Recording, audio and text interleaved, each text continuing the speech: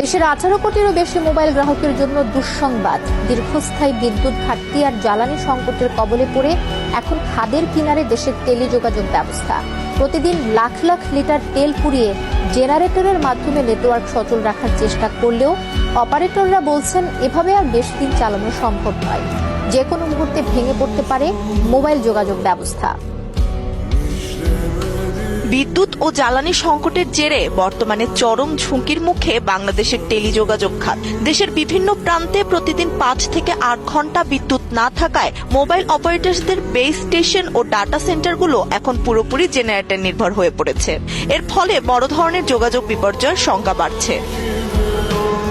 সম্প্রতি association of mobile telecom operators of বাংলাদেশের পক্ষ থেকে বাংলাদেশ টেলিযোগাযোগ নিয়ন্ত্রণ কমিশনে পাঠানো চিঠিতে সংকটের ইঙ্গিত পাওয়া যায়। সংকটটি দেশের ডিজিটাল সংযোগ ব্যবস্থার জন্য ঝুঁকিতে রূপ নিয়েছে।